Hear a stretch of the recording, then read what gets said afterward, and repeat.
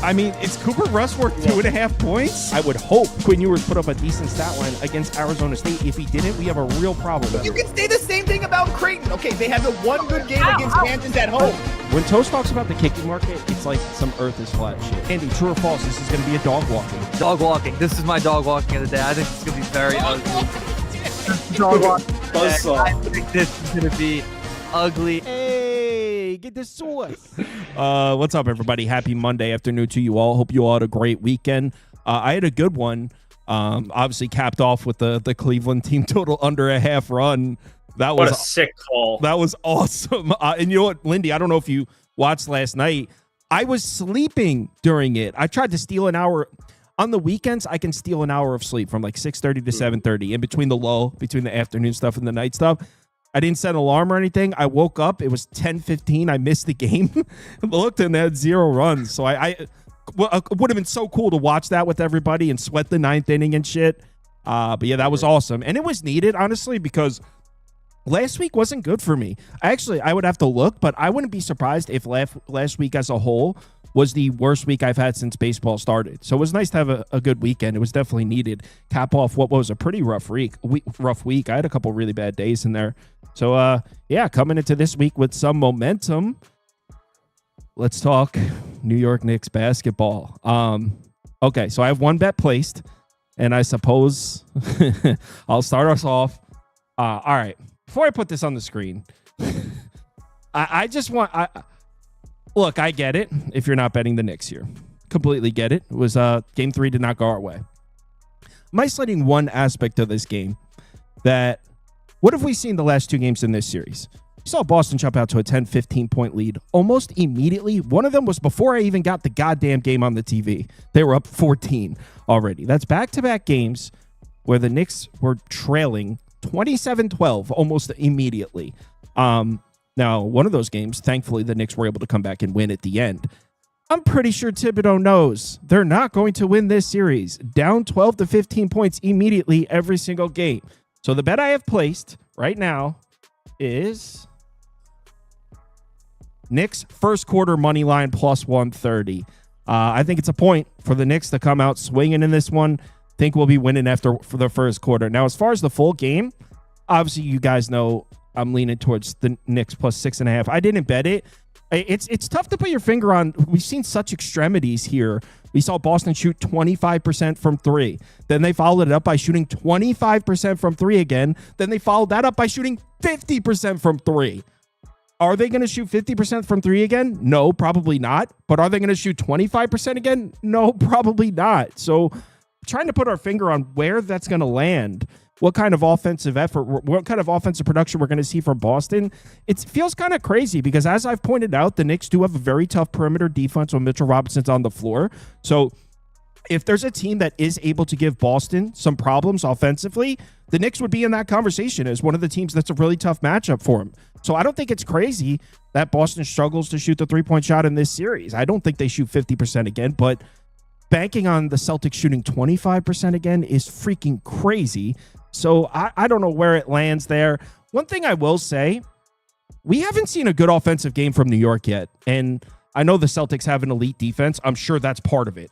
I know the Celtics have an elite defense. So it's not like, oh, the good offensive game is definitely coming here for New York. This Celtics defense is elite. But we haven't seen New York play a good offensive game. They're averaging an offensive rating of 101 in this series. So I'm going to put the Knicks up. I'm believing in my guys here. I think we finally see the Knicks play a good offensive game. Now, are the Celtics capable of just running it up anyway and still covering this despite the Knicks playing well offensively? Sure. But I think the Knicks play a good offensive game. The reason I can't bet the over is just the pace in this series is crazy, so it won't touch the total. Knicks first quarter money line, I did bet. Probably place a Knicks bet on the plus 6.5. We'll see. Let's go New York. Let's make it 3-1. Lindy, are you with me? I'll let Chris kick it off because, I mean, I'm going to talk a lot in the MLB streets, so I want to give him some featured face time and be able to cover it a little bit more in depth. My plays are pretty straightforward. Chris, some featured face time. Yeah. From my guy, Lindy. You know what? Thank you, Lindy. I appreciate you, man. Very welcome. Way to kick off the week, doing good deeds for the people. Oh yeah, that's what it was. I also have my spreadsheet down, so there you go. The truth comes out. Neither here nor there.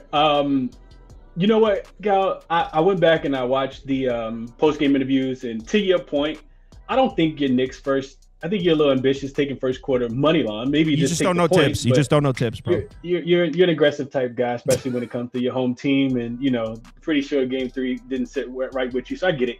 I did read those comments. Real quick before you continue. Yeah, go ahead. There was one peaceful part of Game 3. Obviously, the Knicks got destroyed at home.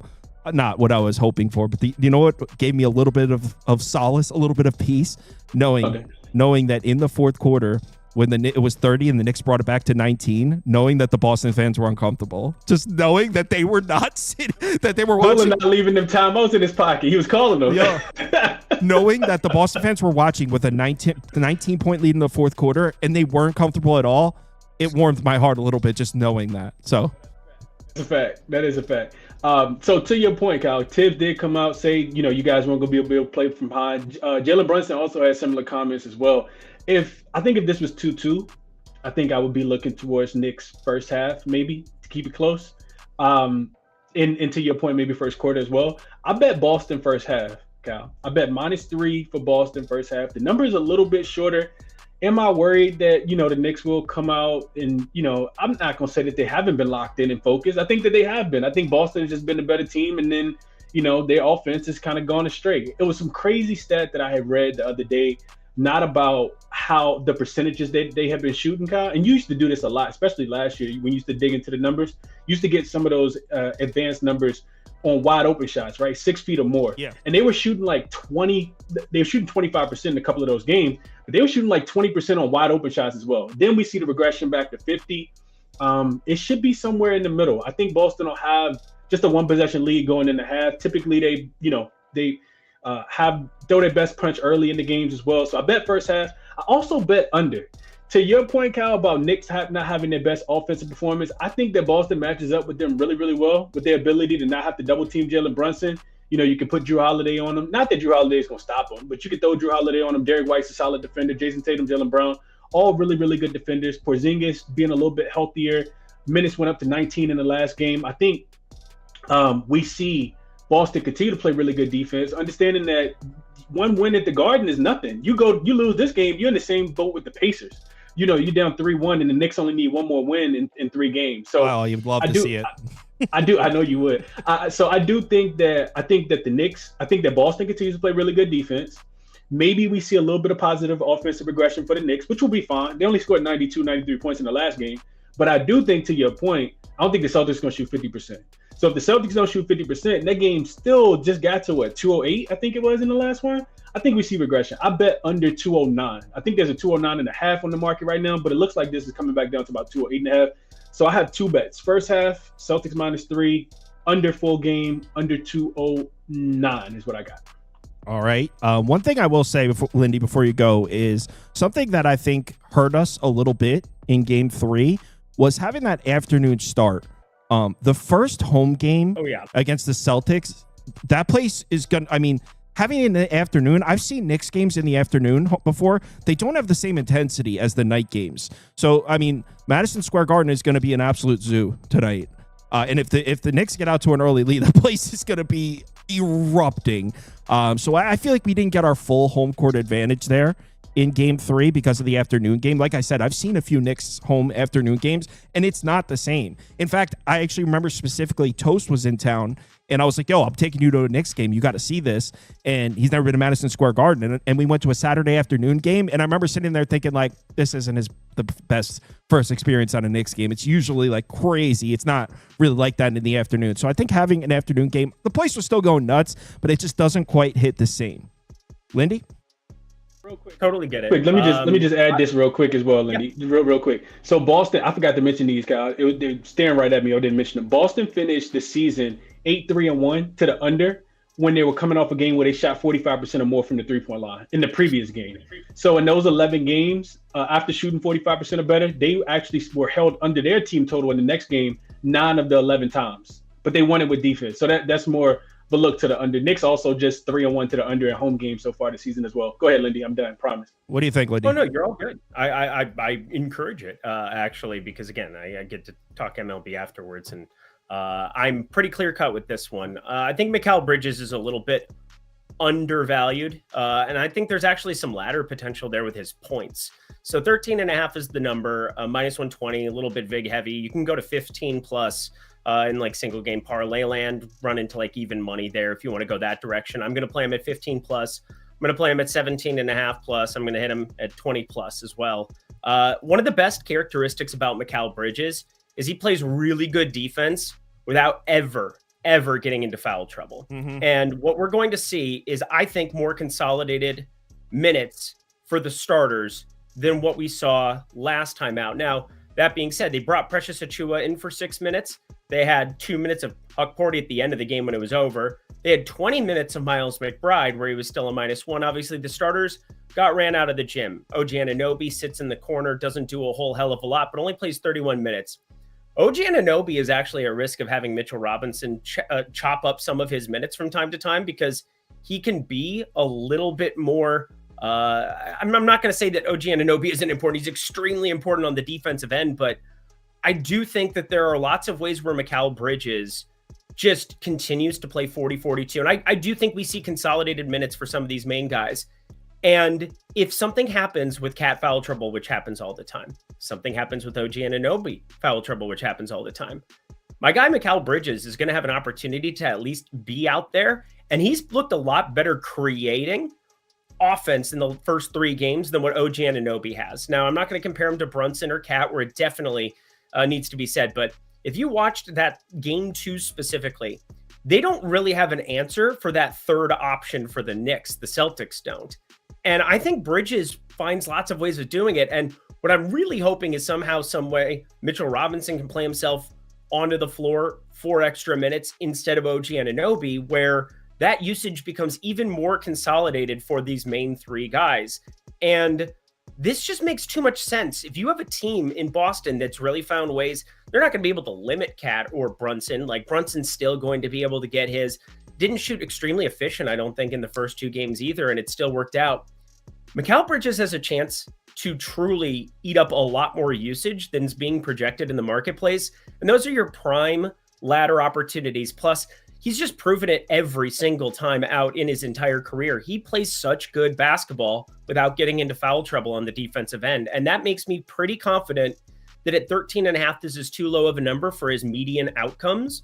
And he's got a pretty nice right tail that's attached to it too, just from a distribution perspective. So I like Mikal Bridges over 13.5. I like the 15 plus. I like the 17.5 plus. I like the 20 plus. Yeah, and one thing Bridges has established in this series is he's going to get that leaning 9-footer any single possession he wants it, and he hits it at a high rate too.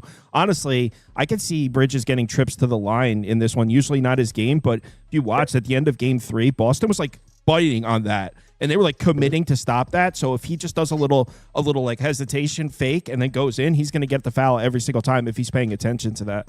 He needs to do it. I mean, he's had 0 foul attempts in the entire series so far. It's not part of his game, as you said before. That's just traditionally not been part of it. But these are desperate times. This is a gigantic, I mean, every time in the playoffs is a gigantic game, but this one especially. You don't want to give Boston the home court back. You've done all the heavy lifting to win 2 in Boston.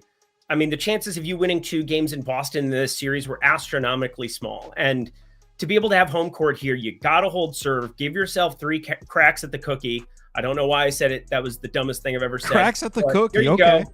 Go. See, this is why Chris needs to talk more than me. I'm done. Yeah, tonight's our crack at the cookie. You heard him. Crack at the cookie, baby. All right, let's go move on to the second game, which I really don't know what to do with. I felt lucky as hell. Well, and to be honest, I shouldn't say I was lucky as hell. I cashed my bet in the last game here. I had Timberwolves team total under 103.5, and that, by the hair on my chinny chin there at the end, if the Golden State just fouled on that last possession, I would have lost.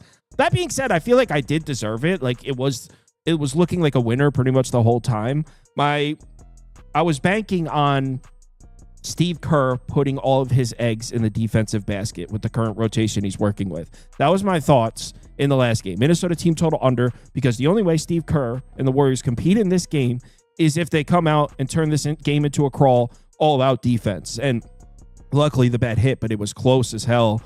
I don't even know. Now it's low total again, down at 200. What, Chris, why don't you bet lead off here, because I saw your bet and I actually think I might tail it, to be honest. What did I say I was going to bet? I don't know. Over 199, right? No. I don't want nothing to do with it. That's me. Yeah, Lindy, you bet lead off, because I was thinking under. Okay. I don't think Kuminga getting 30 again. But go ahead, Lindy. Yeah, no, Kuminga better not get 30 again. Your boy over here is going to have an aneurysm watching this game. So I was at a wedding on Saturday, and I didn't get to watch 1 second live. So I went back and watched the game on Sunday as a Timberwolves fan. So, obviously I got the good news at the wedding that we ended up finding a way to get a W, but went back and watched, and I wasn't extremely impressed by what we did, but I was extremely interested in what happened with some of the consolidated minutes. We basically running an 8-man rotation now, which I think was always going to be the case, but Mike Conley played himself into more minutes than I was expecting. 28 for him. DiVincenzo trimmed down there to like 18, 16 for Nickeil Alexander-Walker. And, you brought it up. I don't think Kuminga is going to go out and score 30 points, 11 for 18 from the field. But what I'm pretty convinced of is that overall, the two teams here, we've just seen some stall-made basketball. It has not been played very free within the first couple of games of this series. And it obviously makes sense with Steph Curry not being in this lineup that Golden State is having a tough time generating offense. Now, Kuminga definitely found a way to do it, but I don't think it can go understated that, 81% from the line Golden State is. Golden State needs to find ways to get to the line. And I saw that there's a lot of ways, both teams 17 for 21 from the line in that game, but I think there's a lot of ways where Jimmy Butler, in this kind of like a panic-driven, must-win type of spot, plays a gobsmack of minutes. Him getting to the line is like the most pivotal part of this game. I think he was 7 for 9 last time out, but that is Jimmy Butler's offense. That's how you do it, is you get fouled and you stop the clock. It's also an over's best friend. And for me, as I look at the total, it's just come down, down, down throughout this entire series. And now it was at 199.5 at DK yesterday, now sitting right around that 200 line. And you run out simulations of the game, and it just feels as though we're going to see more fouls than what we had in this spot last time out. 21 and 21 doesn't seem like a lot of foul shots, but compared to some of the other games going around across the entire landscape, we're going to see this game finally find a way to, if it does slow down, at least have some guys who get some extra trips to the foul line. And that has to be primed by Jimmy Butler. I see a lot of ways where he gets 10 plus free throws in this one. And you do something like that, you get those freebies with the clock stopped. I think this should be closer to 205. I haven't played it yet for what it's worth, but I think it is definitely my most interesting play in this one. It is a tough, tough game to crack. Yeah, I see. At first glance, you're thinking, okay, Minnesota minus 5.5. Golden State shot over 43% from three. Without Steph, you can't expect them to sustain that. Turnovers. Minnesota turned the ball over 21 times. There's just a lot of regression on the side of Minnesota. That was my first glance. But then when I took a closer look, Minnesota won the rebounding battle 57% to 43%. That should not happen. Golden State's a top 10 rebounding team. They should not be getting out rebounded by Minnesota like that. So there's also some things that could swing Golden State's way. I really have no idea what to do. Chris, what do you think? So the reason why I was thinking under, Cal, and you kind of mentioned it a little bit. First of all, we go look at the pace. 94 possessions per team, which is tied for the slowest paced game that we've seen between these two teams so far. Minnesota, I was on Minnesota -5, and I kind of feel like there were times where I was like, oh, this is money in the bank. There was other times where I was like, what the fuck is Minnesota doing? Why aren't they winning without Steph Curry? They're down. The series is 1-1. Don't you want to take home court advantage back? So I was just kind of all over the place. In the end, Jonathan Kuminga hit a meaningless three-pointer. He should be 2 for 3 from the three-point line and not shot that last one, and I would have got a cover. And your bet would have won as well, Kyle, but neither here nor there. I feel like the lines were so sharp for that game. Both teams finished within a point of their respective team totals, I think, right? The spread was 5.5 and it landed on 5. And what do the books do? They just open it back up, right back to the same exact thing. Like, all right, take another swing at it, right? I kind of feel like I don't want to do that. That's how I feel. But the reason why, I didn't bet this one, but the reason why I lean towards the under is because you mentioned it. I don't think Golden State's going to shoot 43.5% from the field again. I mean, from the 3-point line again. I think that they will lead with defense again as well. As you were saying, Kyle, I think if you're Golden State, do you sell out towards Anthony Edwards, who just dropped 36 on you in the last game? Because if so, that leads, to other guys having to make shots, and typically role players don't play as well on the road. So that lends itself to Minnesota, not being able to score the ball as much as well. And I just think that there's just, like I said, for Jonathan Kuminga specifically, I think it's a lot of regression. 30 points is a lot. And I know Jimmy can get to the lane and, do whatever it is that he does, but I just don't believe in, Brandon Brzezinski, who hasn't had a good game yet against the Timberwolves, not just this series, but for the full season, right? And Buddy Hield going out there 4 for 8 from the 3-point line. I think 14 points is about right for him. I just don't see a lot of points coming in this game. What if I told you guys that I wanted to bring this up because I talked about this on my show on Saturday, but I didn't play it. The first half, I think, is still 97.5. And I said, oh, God, that's awfully low. Like, that's painfully low. I don't want to sweat out of 97.5. It went under the last game. Yep. The Golden State Warriors are 9-1 to the under as a home dog. They're 8-2 to the under in the first overall in general as a home dog. The Timberwolves finished and they're now 19-7 to the under in the first half on the road as a favorite. So I mean, Golden State best defensive fastball again. Minnesota is struggling to score, slow pace. I think under a first half under would be the way that I would play it, but I'm staying away from this one. I don't think I'm actually get there. I'm putting Minnesota up for me, -5.5. I think gun to my head, I would lay it. I'm a little worried about the rebounding swinging back towards Golden State, but I think the reason I also lean towards Lindy's over is the first half, very close. Then when the scoring started happening, we saw the pace pick up a little bit, not dramatically in the second half. Minnesota in that fourth quarter started to have some more success. So if I'm Minnesota, maybe I'm trying to speed it up and try to make Golden State with the limited offense play catch up. I don't know.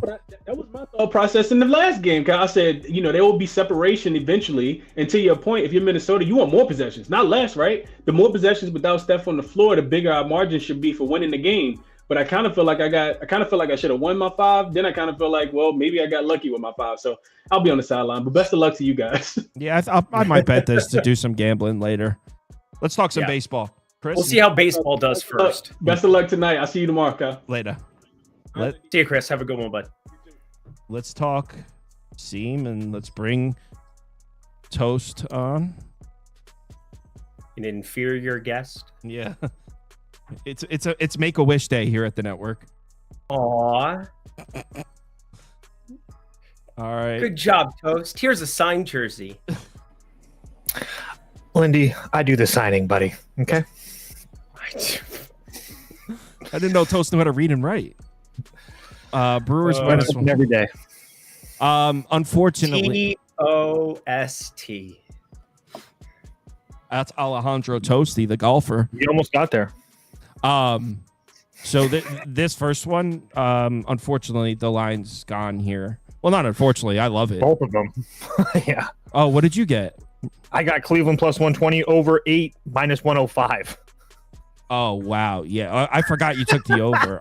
I got Cleveland +120 also. So yeah, I'm in the same boat. The number we got is just gone here. Why are my graphics out of order? 1 second. Yeah, go ahead, Toast. I'm gonna fix the graphics. Yeah. So for me, as far as Cleveland was concerned, it was more a price on the number. But I do think that Cleveland can give Freddie Peralta some problems here today. Freddie Peralta, but he does really struggle with lefty bats, and obviously, if we know with Cleveland has a whole bunch of lefty bats in that lineup. Also, Cleveland's starting to get to some righty starters over the last couple weeks, so that spot I also like. On top of the fact that this goes to the over as well. The Milwaukee bullpen, not in really good shape right now either. McGill, Uribe Wolf back-to-back days. Mears, Koenig, all these couple of guys went 2 of the last 3. Payamps 2 of the last 3. He's on short 7 and 4 pitches. I wouldn't really worry about that. But just take that into consideration. And then as far as the Milwaukee side to score runs, I mean, Ben Lively is just not a guy I trust. I mean, look, he has a couple home starts so far, one against Minnesota, one against Boston, or I'm sorry, 4. Boston, Minnesota, Kansas City, the White Sox. I mean, he pitched really well against Minnesota and the White Sox. He got hit up hard by the other two. Not that I'm in love with this Brewers offense, but at the same time, they do hit righties a lot better. And we have really good weather in Cleveland here today. So again, I thought that over 8 and Cleveland plus 120 really was a really good bet. Obviously, they've moved considerably since last night. Yeah. I'm on Cleveland as well. I got the plus 120. Not sure if I'd play it at this number. If you guys remember last night, I said I had it around plus 100. So that's where we are now. I don't know if it's worth a play here. Obviously, I faded Cleveland's bats last night. That was a pretty specific circumstance. You had the wind blowing in from right field, and I know someone mentioned you fade the Sunday night teams. They didn't have to travel, so it doesn't apply. I mean, they played a home game, so it's just a normal night. And that's been slowly dying for about a year and a half. Yeah, it's not quite the same edge it used to be. No. The whole idea was when you were about to travel in baseball, they give you an afternoon game. So you travel during the night. So Sunday night baseball was the rare occurrence where a team would travel without the night off. That doesn't apply when the team's home again. There's no traveling. So yeah, fastball Freddie, questionable against lefties. He's pitching against a bunch of lefties. You got Cleveland coming off a game where they were blanked last night, which was awesome for us. Yep. Brewers are going to be without McGill and Uribe in the bullpen, so the Brewers bullpen's a little bit limited. I think it's a good spot to play on Cleveland, but again, I don't know if I played at this number, plus 120. What do you think, Lindy?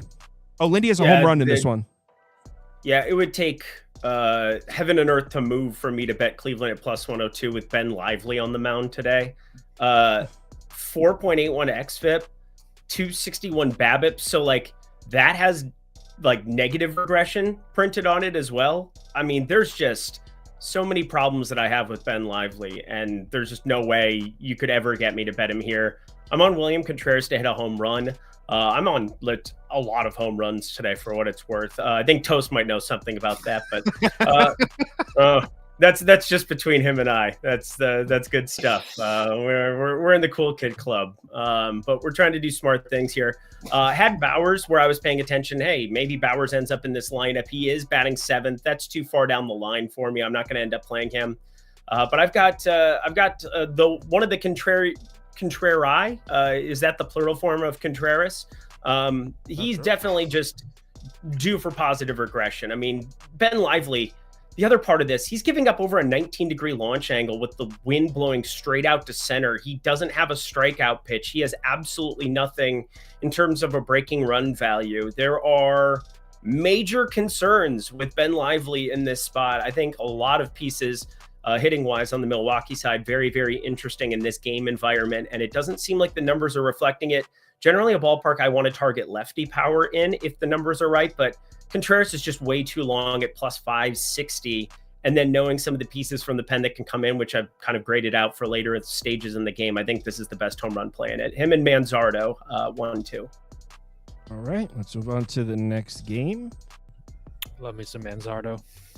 We'll see. He's a highly touted prospect. Baston on the road in Detroit. Believe last night on the show I said Red Sox team total over or pass. I don't know. I'm not really in a position where I'm trusting Jackson Jobe just yet. But Toast was concerned about Tanner Houck pitching against the lefties in the Tigers lineup. Tigers lineup does seem to be trending in the wrong direction. Did you end up going with an over here, Toast? You said you were considering. Yeah, I played over 8 last night at minus 120 here. First of all, the weather was a lot better when I looked at it last night. It's not fantastic today, but still not enough to throw me off of it. But yeah, Tanner Houck going up on the road versus, again, a little bit of a spot that we in the past have in mind playing Tanner Houck on. But he's going to be facing a whole bunch of lefties here today, and he's significantly struggled with lefties so far this year. Guys like Kerry Carpenter, Riley Green, specifically to target, especially Kerry Carpenter. He's definitely on my list today. So I do think that there's a lot of avenues for Detroit to score, not to mention the fact that I know that the Boston bullpen has decent numbers, but I'm just not in a position where I trust this group. Again, that's not specific to this game. I just wanted to throw that out there, just because there's no bullpen really concerns. You're probably not going to see Chapman, but I mean, if we're speaking of over, I don't really want to see. Or if Chapman's in the game, I mean, I guess it may not matter. But regardless, everybody else in that Boston bullpen's ready to go except for a couple smaller arms. And then as far as the Jackson Jobe is concerned, I think this Boston offense is kind of starting to turn it around a little bit, not to mention the fact that with Rafael Devers kind of going berserk over the last couple of days, I just gives me a lot of reason to want to try to back this Boston team that has offensively has been just fine and has been a top 10 road offense in Major League Baseball so far this year. So all that considering, I was playing over 8. I think it's 8.5 now. I don't love it as much, especially with the weather change or weather not being as great as last night. Something I will point out, because someone in the comments pointed this out, and they are right. The Tigers are a perfect 6-0 in Jackson Jobe starts. Not trying to take that away from them, but I do want to point out something to you. Who they've started against? No. Oh. Look at the last two. He's got a 10.56 ERA and a 2.22 WHIP. You're not going to continue winning baseball games. A 6.07 expected FIP, 47.3% hard hit rate. His last two starts were not good. They weren't good at all. One was against Houston. The other one was against the Rockies and Coors. So, yes, I know that the Tigers are 6-0 in his starts. He hasn't looked all that great. Kind of reminds me of David Peterson last year, where the Mets just kept winning when he pitched, even though he was not pitching particularly great. Also, again, just context. The Tigers have scored 7, 7, 8, 9, 4, and 4 in his starts as well. So he's getting a benefit of having a lot of runs scored for him when he does pitch. I'm putting Boston up. It's Boston team total over. Jansen's probably not available for the Red Sox. Really don't have much interest in this one. What do you think, Lindy? Oh, boy. So I'm on the under of this game, but I have a Kerry Carpenter home run play that I just had to play. He's plus 550 for no reason at bet 365. So you just play it. That's like an auto play against Tanner Houck, 6 home runs allowed to righties. But you brought it up. The weather is very, very interesting to me. And despite the flaws for some of these guys, one thing Tanner Houck does do, nearly a 50% ground ball percentage. He does give up a lot of pull, and that's kind of why we're targeting it with Carpenter here, 43% pull percentage on balls in play. But I think Jackson Jobe is going to look a little bit better in hindsight as we go forward. He's got a 4.25 expected ERA. He's gotten unlucky, 4.88 ERA, and just working through it. Houston, wind was blowing, not that one. It was Colorado with the wind out last time out. That's not ideal. 6 earned, doesn't shock me whatsoever. Against Houston, you brought it up before, wasn't great, but the one thing that they have started doing with Jackson Jobe is the quick hook. If he gets quick hooked, if this game is 3-0, 3-1, there's a lot of ways that Detroit just goes to a bullpen. That we saw this in the playoffs last season. We've seen it in the early portion of this year. It's really good for middle relievers. It's a very, very nice setup for the Tigers. So if Boston tries to make this competitive early, if Jobe runs into a couple of jams, I do expect quick hooks, but he's got positive regression on a lot of his numbers in terms of expected numbers relative to actual numbers. So I'm kind of threading a little bit of a needle here, but I like the Carpenter home run play because of price, and I like the under. Yeah. To his point about Jackson Jobe getting the quick hook, I did see that as well. The only thing that I would say that part of the reason that I like the over is that Detroit used those middle reliever arms. They used 3 of those guys yesterday, and Hannafy, Herter, and Lee. So even if they do come in, I don't think they're going to be 100%. But again, that's really splitting hairs at this point. All right, let's move on to the next one. I'm not betting Boston, by the way. This next one I have a bet, and just to play on the price, I think this is. I honestly am surprised we didn't beat the number bigger than with a larger margin. I bet the Cardinals last night at minus 158. I was expecting it to close plus 158. I'm sorry. I was expecting it to close at plus 135, plus 130. I thought I was going to smoke the market on that one. It moved 8 cents. It's at plus 150 now. So didn't really get the CLV I wanted. I mean, the night is still young. Maybe there's some late steam that comes in on St. Louis.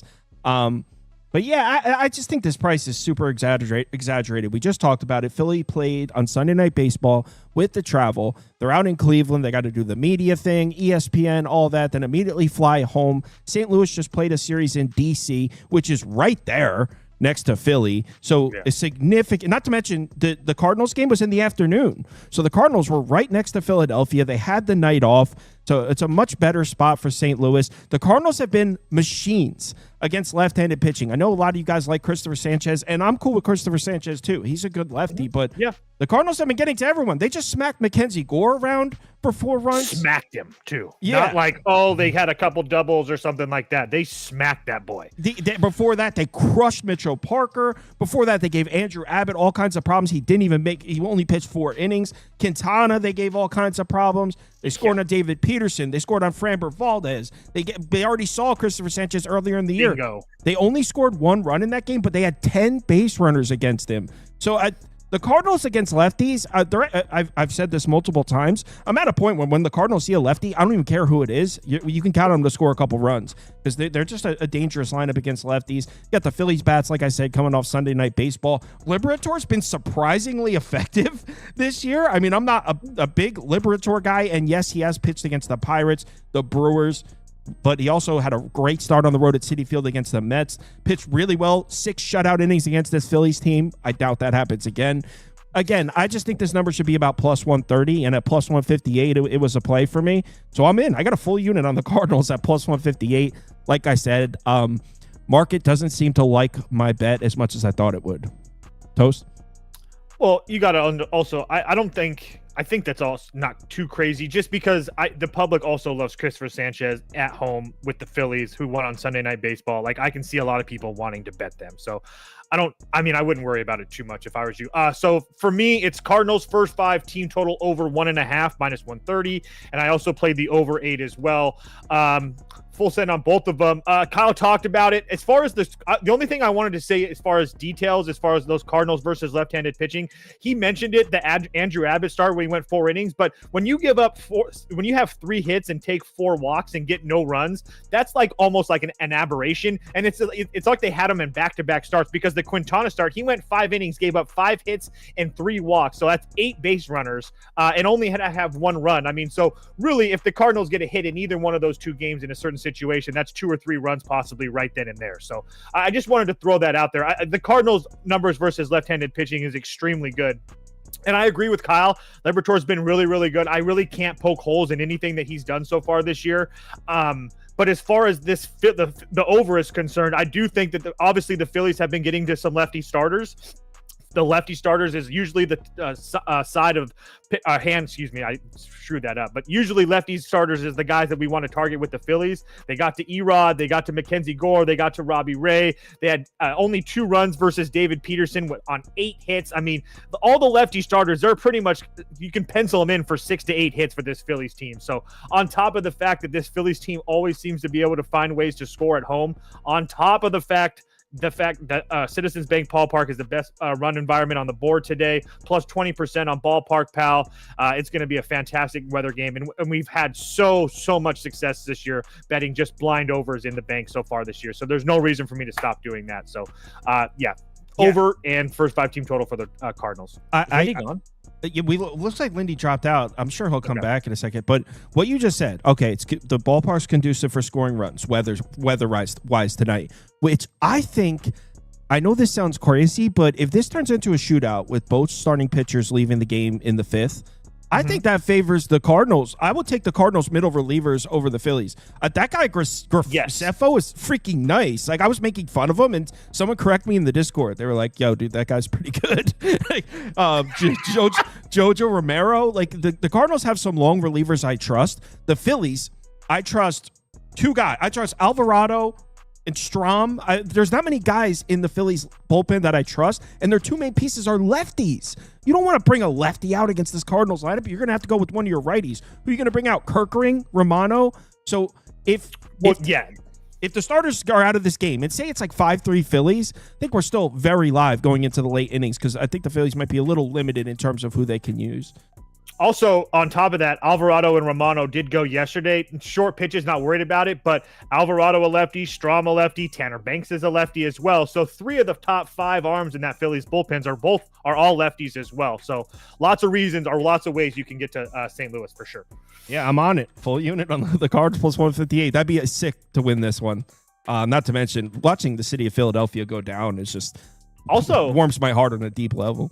It's always nice to see the scumbags lose. I will say this too. The Cardinals, one of the hotter teams in baseball right now. I think they've won 7 or 8 games in a row. So just to throw that out there. Next up, we got Pirates Mets. I believe last night I said first 5 under. There was an under 4 at -130 or some shit. It was too expensive for me to even play it. I have no freaking idea. Obviously, I hope the Mets win. Dude. I'm still have a little bit of a sour taste in my mouth. If you guys remember, Skeens pitching against the Cardinals, it was my favorite bet of the day, and they lost 2-1. And the way these Pirates bats looked in that game, I know that they show signs of life, picked up a couple nice wins in the Braves series, but that's not enough to overcome what I saw in that game. I watched every pitch of that game, and I remember sitting there thinking, like, I can never bet this team again, which is obviously not the way you're supposed to do this, but it was so disgusting. Do you think the Pirates hit David Peterson? I don't know, man. That's what I'm saying. I mean, again, I know that I can go on my little rants and stuff, and I wish I could, but I don't see. I guess I just don't see it either. Like, I don't know how you can't. For me, I can't bet the Pirates first 5 at like plus 100 or whatever it is. That's just not nearly enough with those bats. And do I think that it's possible that they can score off of David Peterson? I mean, they might be able to scrape 1 or 2 off of him, but again, it's this Pirates team is so goddamn bad. It's just ridiculous. And then, like, let's just say, I want to play the Mets. I want to play the Mets because the Pittsburgh Skeens is only going to go 5 or 6 innings, and then you're going to get the Pirates bullpen. Okay, sure. Well, the Pirates bullpen, I mean, I guess Santana's a little bit taxed, but besides that, they're kind of good to go. And then the Mets, they use Diaz back-to-back days. They use Ryan Stanek 2 of the last 3. They use Reed Garrett 2 of the last 3. Reed Garrett's only on 23 pitches. So, I mean, I wouldn't worry about Reed Garrett, and he blew a save yesterday, so they might want to get him back out there. Bro, if the Mets, the fate of the Mets winning this game is on Reed Garrett. I'm just trying to point it out that it's just really hard to get there with the Mets minus 1.5. At current, it's hard. It has to be Pirates. Yeah, it would only be the Pirates at this price, but again, there's not a chance in hell I bet it. Again, and honestly, the Pirates bullpen, like I said, Santana, but Bednar, Ferguson, Sugar, Baroki, all 2 of the last 3 days or 20 pitch. I mean, neither one of these. Matter of fact, at 7, the full game 7, because of how these bullpens are late in the game, it would probably like look for a live over if I really had to. But again, I'm just talking out my ass now. Yeah, I agree. I mean, I think I said Pirates or pass or first 5 under or pass last night, and the price was like plus 124. Now the consensus line here is plus 136 for Pittsburgh. You're getting like if we really take a step back and look at this, the current situation. Plus 136 with the significant starting pitching advantage and the bullpen advantage because the Mets bullpen is taxed. Just seems like a profitable spot, but I can't do it. I mean, this team's so bad. Also, the Mets can kind of been getting to righty starters too, so it's not like a layup. Yeah. You can't even mention the lineups in the same sentence. Right. Yeah, exactly. They're not even in the same discussion. I actually wouldn't mind like playing on Soto because he's looked so bad the last couple nights, so it wouldn't surprise me if he did something, but whatever. Next up, market moved against you here. Because I remember last night I said Nats or pass. I didn't bet it. You didn't take the Nats money line though. You took something else. Yeah, I took first 5, so it's the same price. Okay. I actually got a little bit of CLV on it. It moved towards the Braves as far as the full game market. Though. I saw that because I thought the same thing. The first 5, I got first 5 plus 140. You can get 145 on MGM. It's like 135. I mean, it's all essentially the same price, give or take. So this is me. I don't know. Are they going to play this game? Isn't this a weather game or no? It's good. I'm not sure. Now. We're good now. Anyway, first of all, not really in love with what I'm seeing from Atlanta lately. Nobody is. Okay, fair. But they're really, I think that they were in a spot where they were kind of playing well. And then, I mean, again, they're just not scoring runs. And I think that's obviously been a theme of this Braves team so far this year. I don't think that's I'm surprising anybody when I say that, but I mean, they've scored more than 4 runs one time in their last 10 games. So I have a hard time believing I have to worry about this Atlanta offense against Jake Irvin, who has been really good this year that no one really wants to talk about it. I know that some of his numbers aren't like over the top great, but first and foremost, his first 2 starts this year were at home, which again, that helps, but against Arizona and the Dodgers, 2 of the best teams in baseball versus right-handed pitching. He went 5 and 6 innings, gave up 4 runs to each.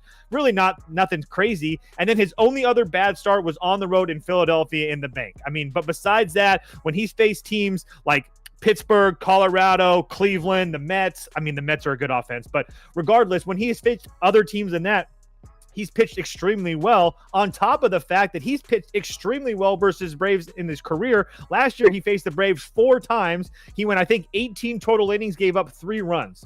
So, again, I would also argue that this Braves team is better last year than they are this year. I don't think there's any question about that. Grant Holmes has been somewhat decent, but this Nats lineup has been, I mean, again, first of all, I love the spot for the Nats lineup. They just got absolutely embarrassed in a homestand at home where they scored like 3 runs or something like that in the past like 3 or 4 days. I think they had one good game against Cleveland, but besides that, they didn't play well at all. So I really like this spot for Washington. And like I said, Grant Holmes has been kind of hit or miss. He's played some really good competition as well, but I don't think he should be this big of a favorite against a Nationals team that I do think can hit. So yeah, it'd be only, I did bet Nationals first 5 on the money line. I think this game comes down to right here. How serious do you take these splits right here? You got Grant Holmes. He's made 7 starts, so it's not the hugest sample size, but these are pretty nice looking. Look at Grant Holmes' numbers against lefty bats. 274 WOBA, 120 whip, 394 expected FIP. So he's got better numbers against lefty bats. The reason I'm bringing this up is if you look at the Nats projected lineup here, 1 second. Here's the Nats lineup. Right here, yep, lefty, left. Can you guys see it? I'm going to say it only shows the Nats.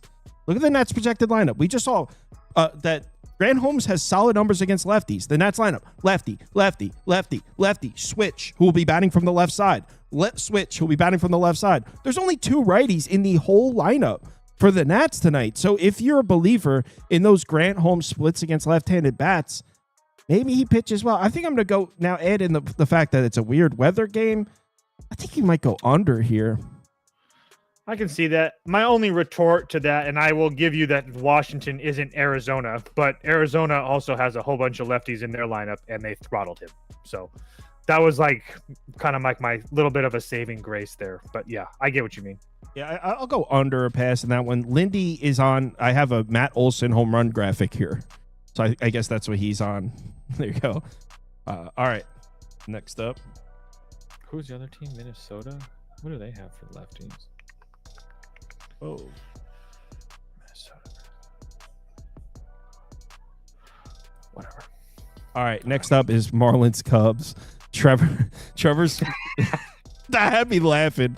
I was doing the timestamps after the midnight show, and I listened to that part again. Trevor went on a rant. He's like, this team is spiraling. And he's like got a dead serious face on. We're like, I don't even know if he's kidding. I don't think he was. So if I'm being dead honest. For those of you that didn't watch the midnight show, Jonesy is on Marlins money line here because the Cubs are spiraling. He was like, this team needs the All-Star break. They're already looking ahead to July.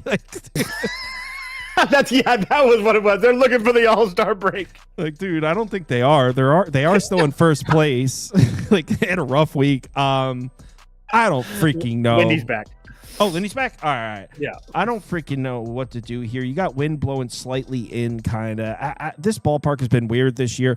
Last couple of years, I've had a good feel for the totals in Wrigley. Like, I could just blindly bet unders in Wrigley if the wind was blowing in, and they would hit at a high rate. But hasn't really been the case. I've seen the Cubs score 12 with the wind blowing in at Wrigley this year. So that what worked for me in years past hasn't really worked here. I've really got nothing for this game. Lindy, what are your thoughts on Fish Cubs? Yeah, sorry about that, guys. Pete Crow Armstrong is a god. Those are my only thoughts. MVP. Let's go. The 250 to 1 seems fun. But anyway, that's what it was. Preseason. You said that on the opening day stream too. Sure did. Sure You did. should clip But that other and than have that ready because that'll be like that'll be an awesome social media post if that hits. Damn, I didn't know Probably that you not gave that because out I'm too. drunk. I thought No, he That did. pisses me He was like I know. Yeah, he said that. That's what I'm saying. It But pisses I know me off. I 100% said that, but I was also I might have been libating a little bit on that midnight live stream. You were definitely a little tuned up. You got it at I was 250 to 1. Okay, yeah. I was gonna say because I got it at plus 15,000. So were you alluding to a Pete Crow Armstrong bet here, Lindy? No, nothing at all. I just wanted to let it be known that he's a god, and this game is impossible to bet. yes. Wait, someone's saying wind blowing out. I'm seeing wind blowing slightly in to like It's in. from right field. Yeah, okay. Yeah. Toast, what do you It's think? in. And Go ahead, Lindy. I hate this game. Go ahead. I hate this game too. It would only be under for me. Again, not a chance in hell that I bet this game. I would love to try to go to bat for Cal Quantrill and say that he's had some road starts against the Dodgers and Seattle and Philadelphia, and Atlanta would be the only kind of break that he had on the road. But I'm not trying to go on a Cal Quantrill rant right now. So it'd be first 5 under or pass, but I don't want to deal with it. Lindy, did you see that comment? Did the guy change? No, I can't see any goddamn comments. I'm on my phone now. I'm on my hotspot because there's an outage in my area. Oh, he said the guy chained in Lindy's basement almost got away. Yeah. Quiet back there. It puts the lotion on. Some of these Oh my comments are God. crazy. Honestly, I love being on your show today. People are going to tell your bets after that. Rockies on the road in Arlington. I said under a pass here. My Molly's, bets right kill your soul. why don't you bet leadoff here, Lindy? Yeah, Lindy, please tell us about this game. I said under a pass, by the way. Oh, this lovely baseball. Yeah, no, this is going to be an interesting one. Texas Rangers just I don't see a planet where Chase Dollander doesn't die here. Tyler Mahle is a very functional Major League Baseball pitcher. But Dollander, what are we actually doing with our lives here? The fact that he actually survived that Atlanta outing still is tilting me. He has no offerings. He's supposed to be a Major League Baseball pitcher, and he basically just throws a flat four-seamer 50% of the time. And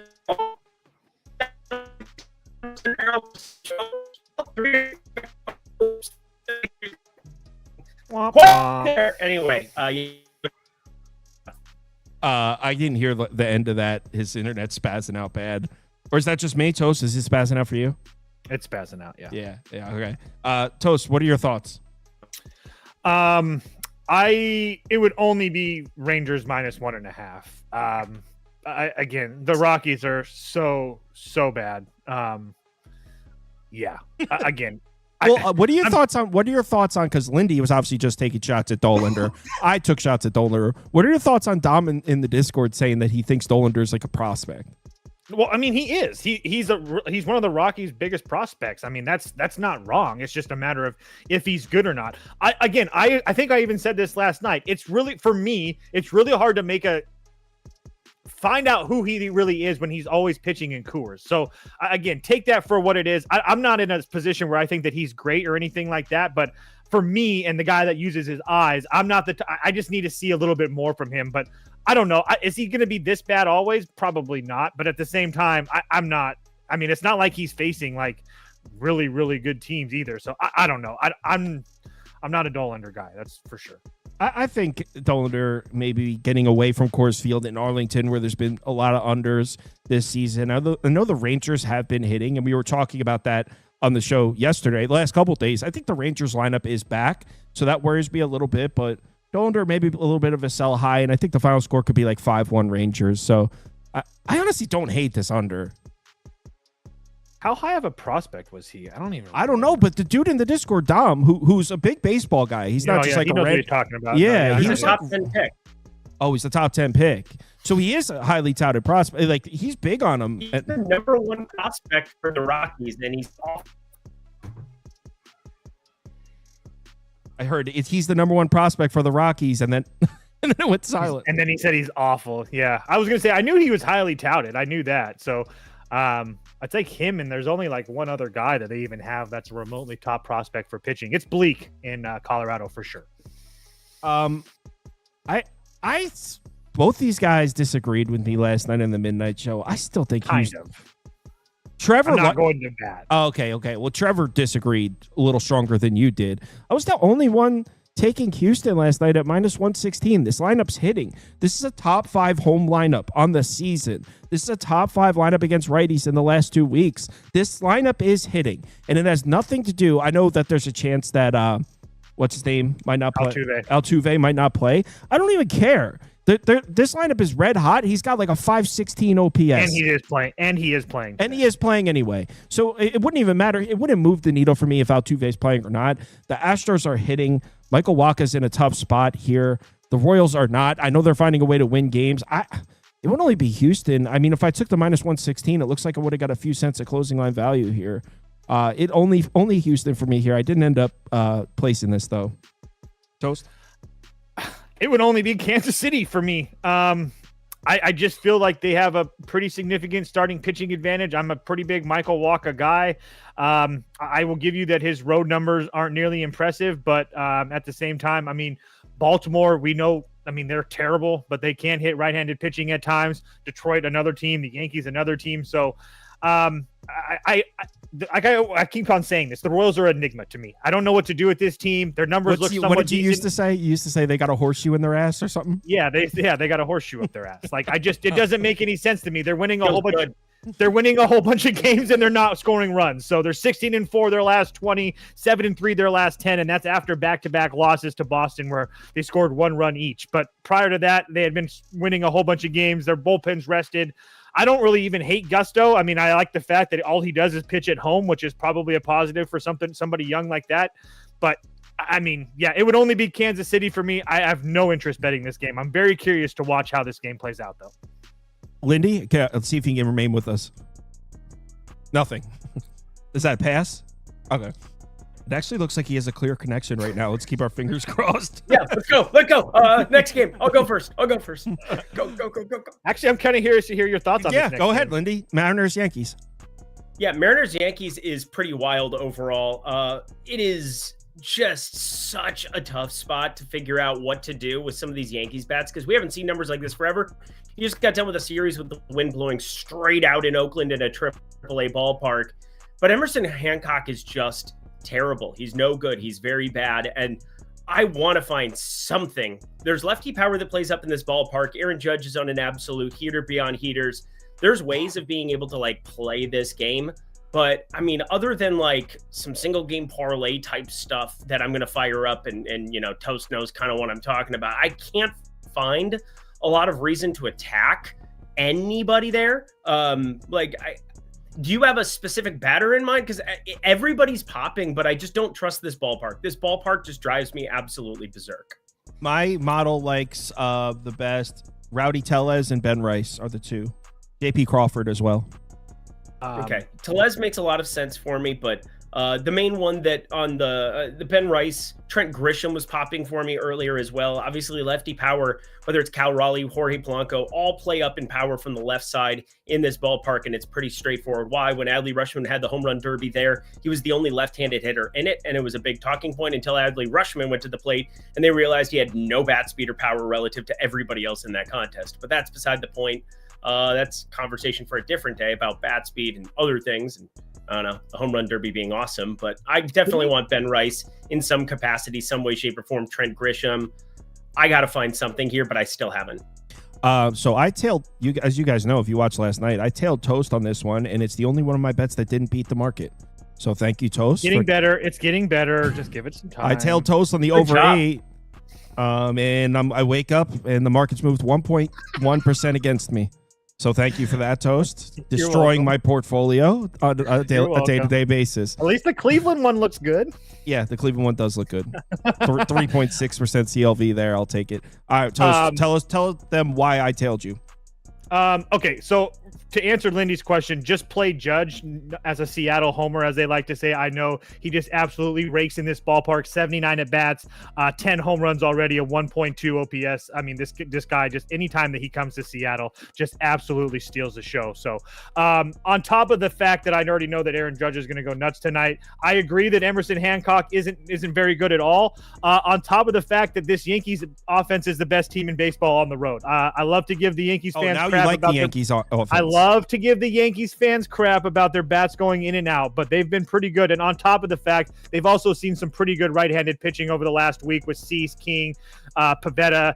Again, the Oakland series, not so much, or Sacramento, whatever. But I do trust these Yankees bats in Seattle against Emerson Hancock, who's terrible. And then as far as Clark Schmidt is concerned, first start back, I mean, I don't love Clark Schmidt. I like him a lot better at home.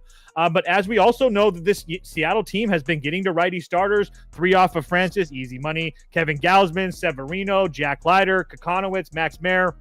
Again, all those guys are bad, but I don't really think that Schmidt's that great either. He also really struggles with lefty bats. So Crawford, Polanco, Cal Raleigh, Rowdy Tellez, Taveras, all lefty bats as well. So I just feel like we see some runs here to game. Both these bullpens are fine, but again, I just feel like we see some runs. I just felt like 8 was too low. I thought 8.5, 9 was going to be a little bit better. I get it, Seattle, but we've seen a lot of runs in Seattle so far this year. So I do think that we're getting a little bit of discount as well. So I really do like this over 8. We'll see what happens, but I really like the over 8. Someone clip Toast saying the Yankees have the best road lineup in baseball and play it the next time he's like, I don't trust these Yankee bats. Just someone do that for me. Thank you. Well, I can't really say anything when they've scored 12, 7, 10, 4, 12. That hasn't stopped you from criticizing him in the past. Because before that, it wasn't like that. And I've illustrated that. Go ahead, Lindy. Oh, he illustrated that, Lindy. He illustrated it. I hate you guys so much I'm sometimes. glad. Like a kid with a crayon. He illustrated it. Next up, Angels, Padres. So much.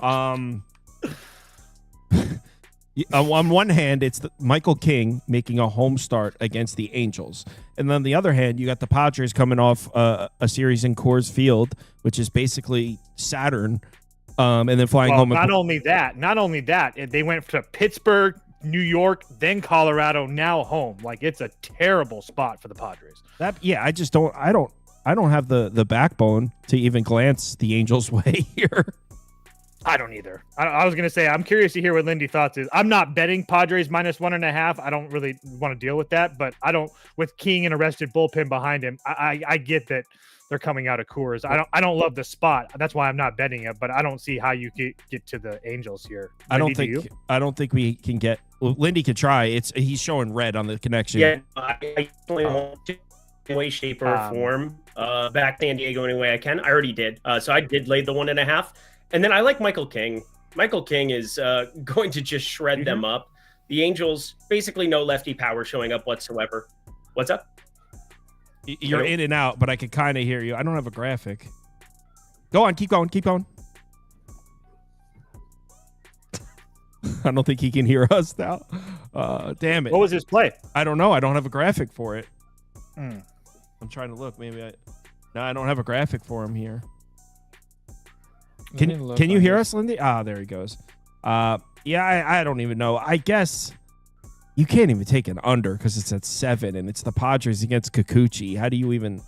I have no idea what to do. I don't even have a lean. Do you have anything, Toast? Honestly, I do. It would only be the Padres minus 1.5. But again, I don't really love the spot against it. And honestly, Kikuchi really good against lefties. There's only 3 lefties in the Padres lineup. I will say if Merrill's out, that gives me a little bit more credence to the Angels. I don't really know if he's going to play. He's sick, but I mean, there's only 3 lefty bats in the Padres lineup. One of them being Arise, who doesn't strike out. So am I really worried about him versus Kikuchi? And then the other one's Jackson Merrill. So again, I can't really get there to the Angels. I wish I could, because their offense hasn't been terrible over the last week and a half or so. Lindy, the last we heard was you were looking for some way to get to the Padres and you found it or something, and then you went out. Yeah. So minus 1.5, I do like. I did play that already, but I think Michael King to get a win makes even more sense at this point in time. This is an Angels lineup that brings absolutely nothing from the left side of the plate. I just don't see how Michael King doesn't eviscerate them. In fact, I think Michael King is very live for like a 10 strikeout game tonight.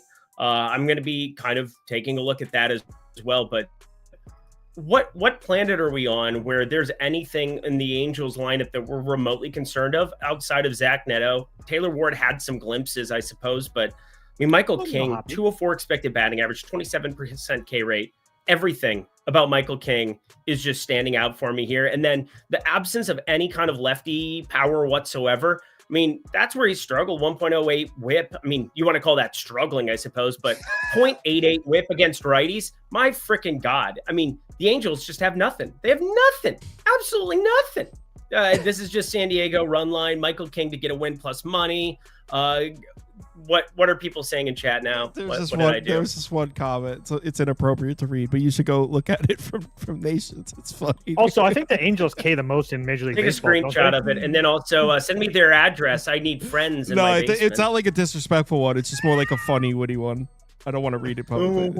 I need friends in my basement. I need friends in my basement. I don't even have a basement, so joke's on y'all. I just chain them up outside and let the public see. Don't be ashamed.